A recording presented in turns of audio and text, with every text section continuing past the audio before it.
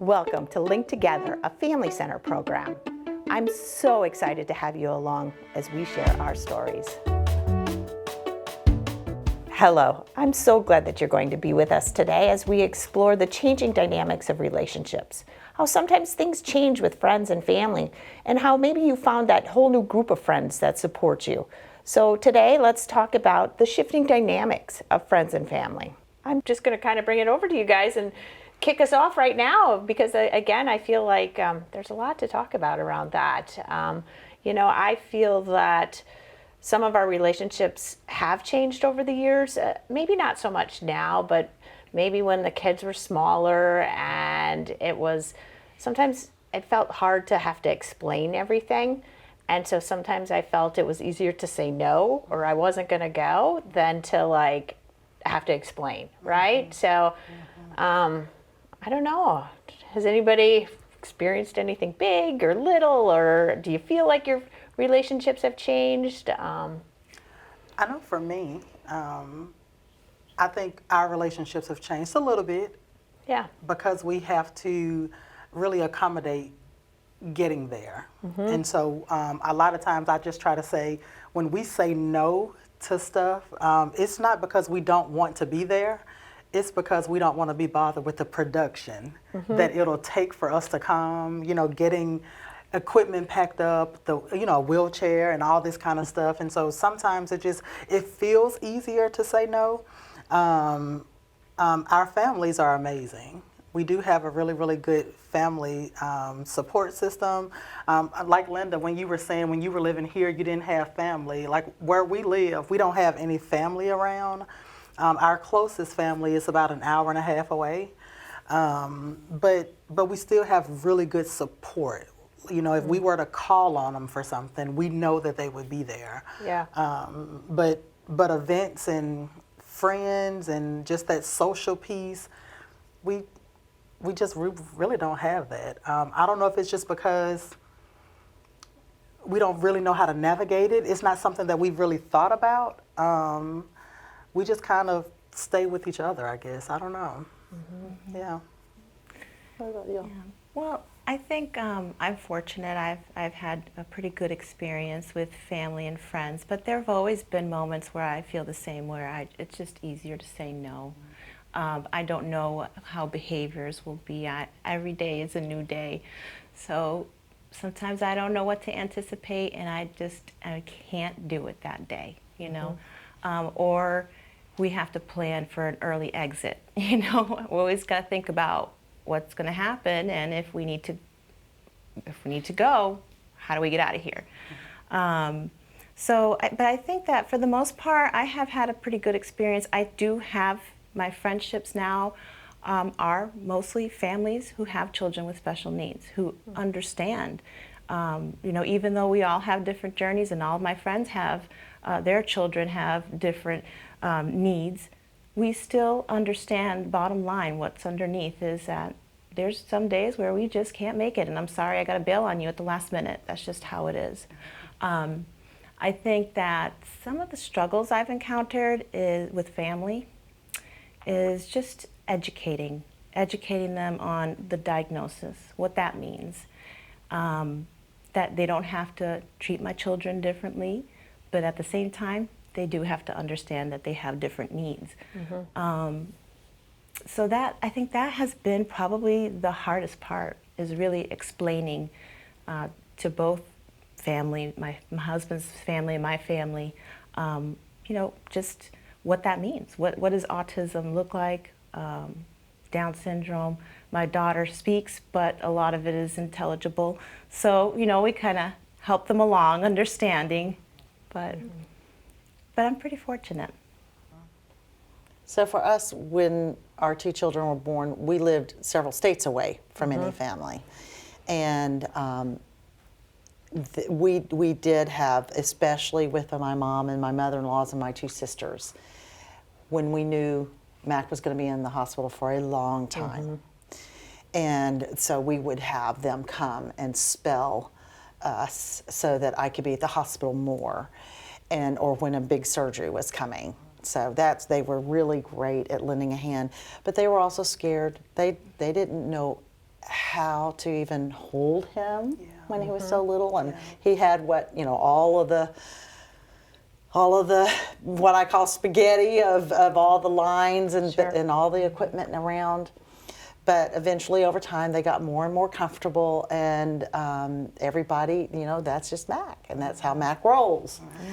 And but it took a long time to do that, and even still, because of his communication differences, because he uses assistive technology, sign language was his first language. It's still a little hard for them to have full and rich conversations, and so I kind of bridge that. Right, and I notice a difference between my family's relationship with my son and my daughter because of the Of the rich communication. the communication, the telling of stories and exchanging of questions. My daughter still isn't there, whereas my son, he doesn't stop talking. Yeah, but so No, I was just curious if you when he had the chords and all of that, did you find yourself protective, just like extra protective? I know when Elijah was born, I was such a safeguard. I was afraid to even just let his siblings hold him. Yeah. I just so did you experience that at all? yes, I mean, we had standards. Please wash your hands before you come in. If you've had any hint of a sniffle, don't come to our home. We can't take those chances. And everybody understood that. I mean, when you have a kid on a ventilator with a trach, they kind of get it. But we also needed for Mac to have as much normalcy, even with all that equipment around him and all those tubes and lines. We needed him to have that loving touch and know people, and so we just felt like that was our balance of how we could handle that. And then for friends, it was pretty interesting to see how quickly some friends faded because it was just a lot to handle, or just hard for some people to take that in, or their little children that we all knew were not interested in interacting with our children, and I get that. I know that happens, and we lost friendships just because of those differences. But then we had other unexpected friendships come along. Two of our best family friends, and to our children this day, were couples who didn't have children.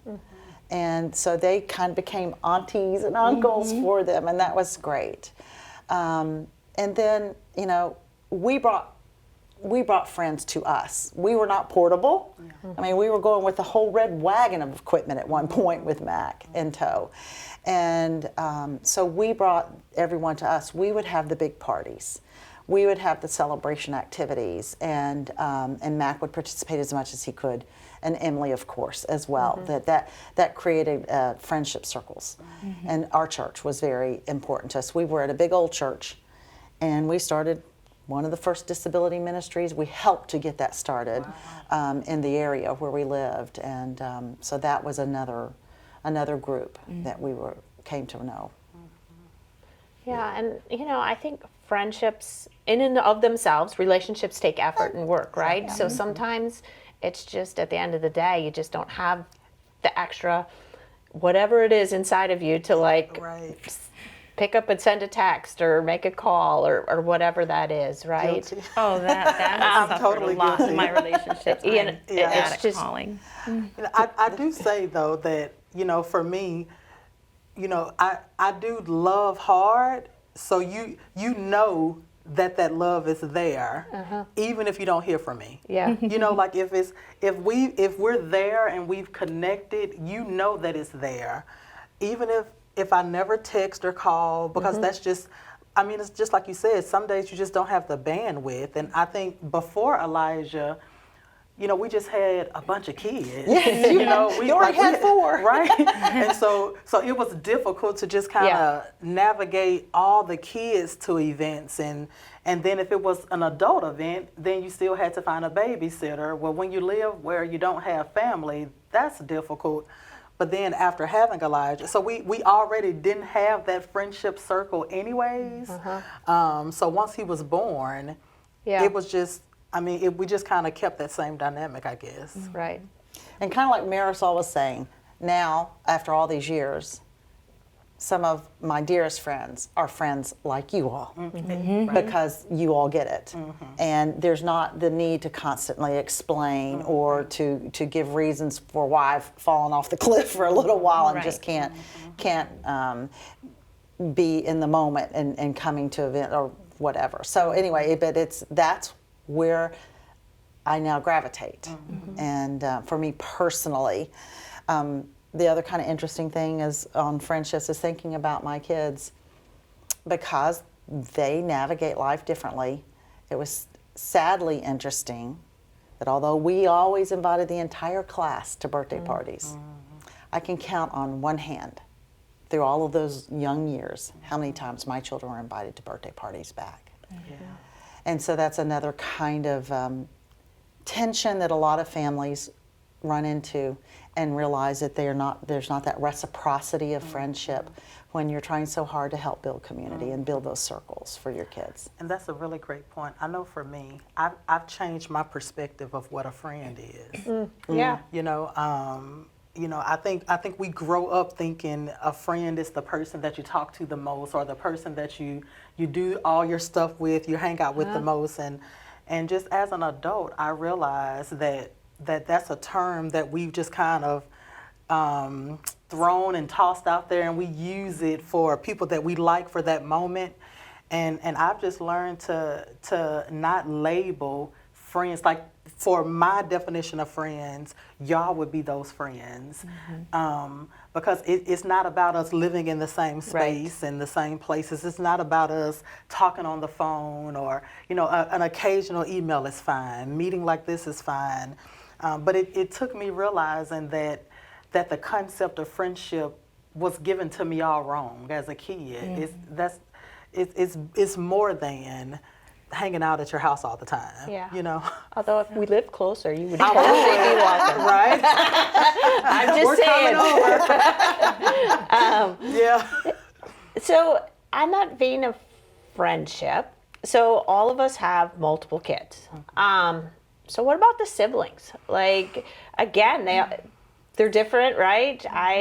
I've got 3 kids. 2 of my kids are deaf, so I've the majority of them. And so that's what I always say. And so there have been really great relationships with that sibling and being part of that and being part of that unit and stuff like that. How do you guys feel about that, and how the siblings treat each other?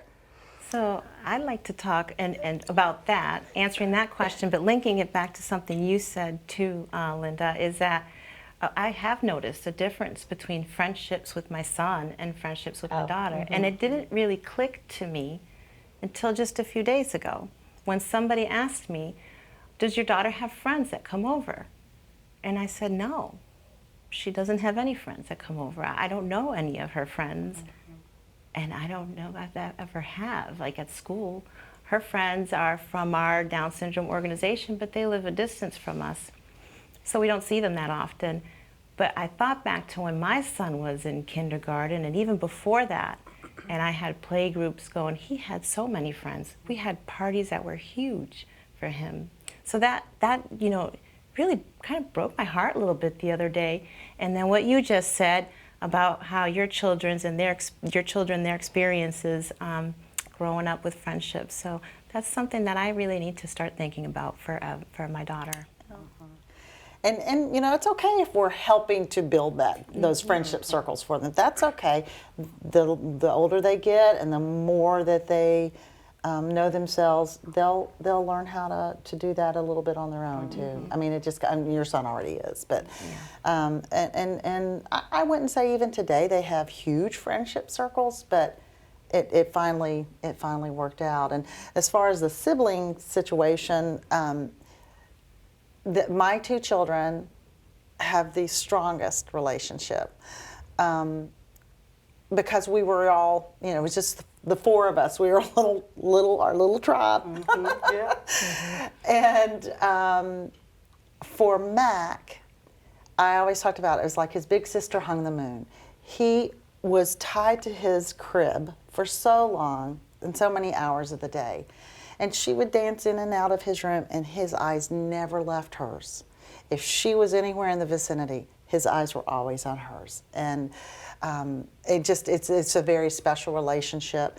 And it's an interesting one because I can remember when Emily was 8 years old, she asked a very astounding question for an 8-year-old. She's kind of a precocious learner and very verbal, even though she's a person who's on the spectrum, but just that kind of precociousness. And she said, "Mom, am I disabled like Mac?" She already knew the word disability. We didn't use little euphemisms, so we just talked about disability and medical stuff. And it was because she saw the very different life that her brother was already leading. And so just that understanding that this word disability has a whole spectrum to it and differences to it. And the fact that at 8 years old, she was already realizing and thinking, you know, my brother and I both have a disability, but this, you know, there's differences going on here. And so I think that also just the what they've been through together and on their own with their own journey has strengthened that sibling relationship for them. I think it's the same for us. When when we knew about Elijah, initially we withheld it because we were trying to wait and see.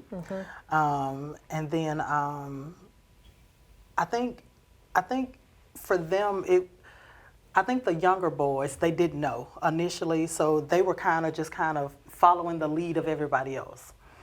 And they slowly started building their own relationship. And so, you know, the boy, Jeremiah, right above Elijah, he's the protector.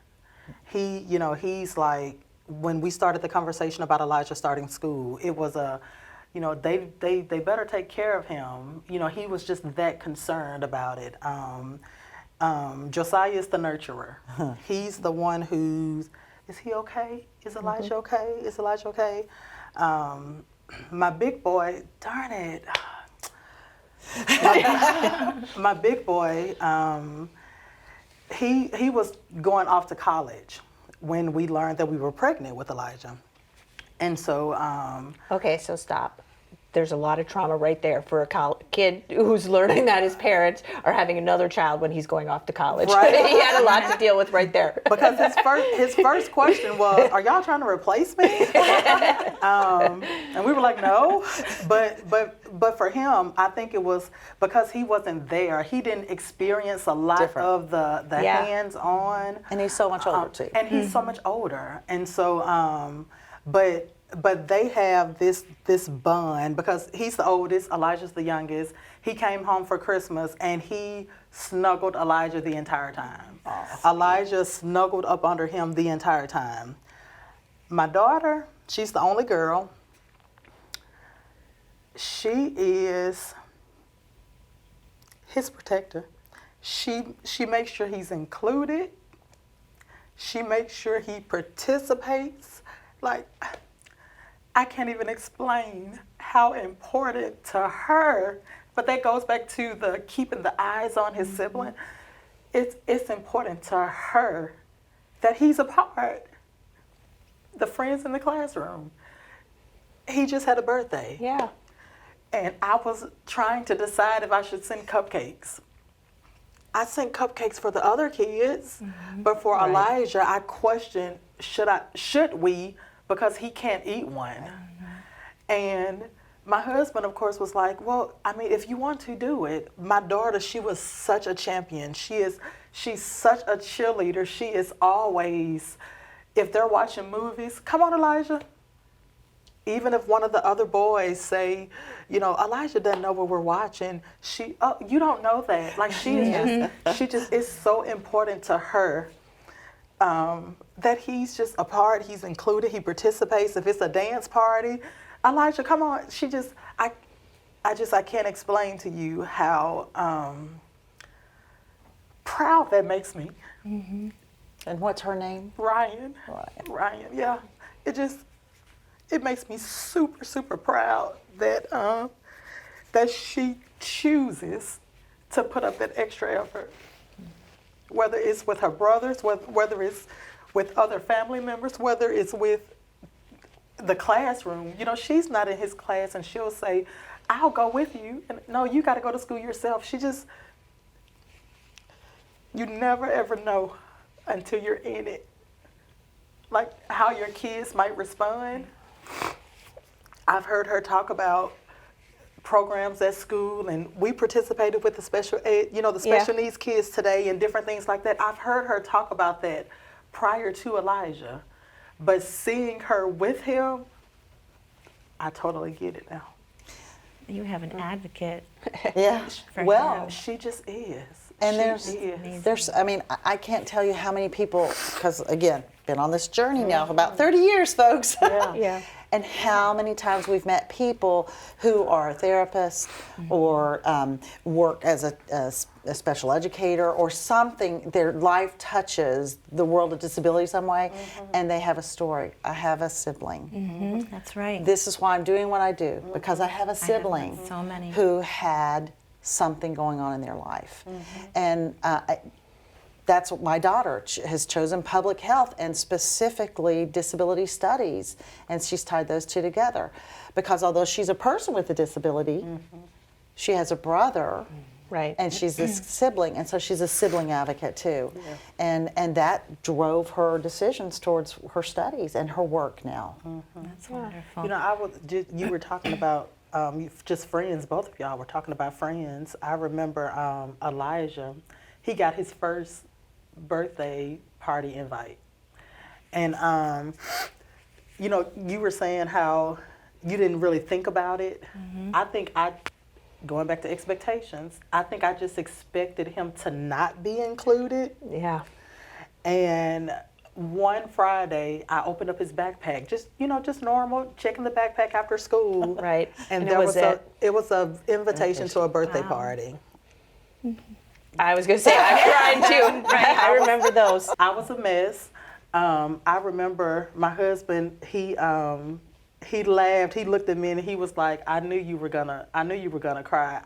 Because I think I was so overwhelmed that mother, thought enough to include Elijah in the invitation.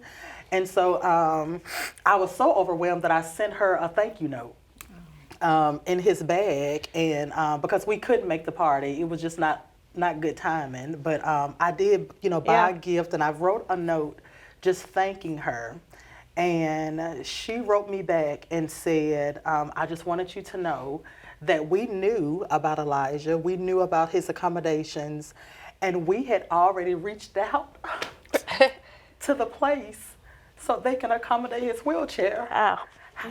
How cool is that? That's very cool. Like just That's very cool. Yeah, that's just, the that was unexpected amazing. joy. Yeah. That was just amazing. I just wanted to bring it back to you, Marisol, just a little bit. So you didn't get an opportunity. I feel like we didn't talk about your sibling, your two and their relationship and stuff like that. You kind of heard about ours. And Well, Gordon and Evelyn are like oil and vinegar.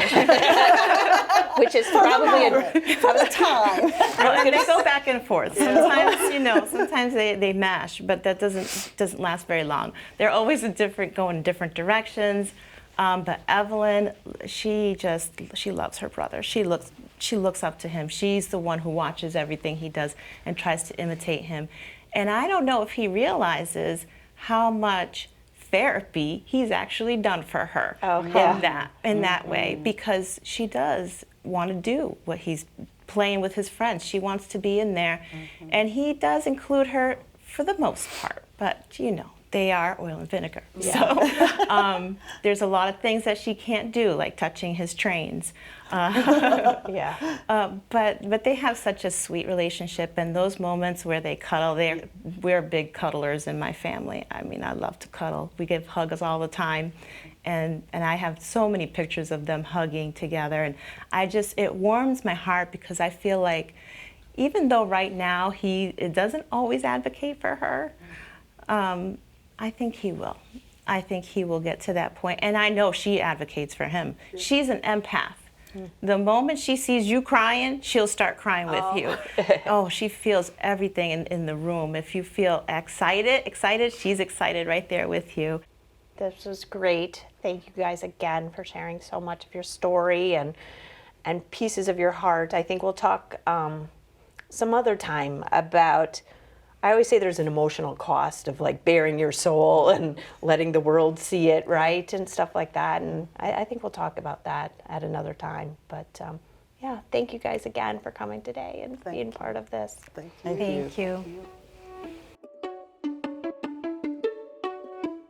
The great conversations that we had today is supported by the Health Resources and Services Administration of the U.S. Department of Health and Human Services as part of the work of the National Genetics Education and Family Support Program. The contents are those of the participants and do not necessarily represent the official views of nor an endorsement by HRSA, HHS, or the U.S. government.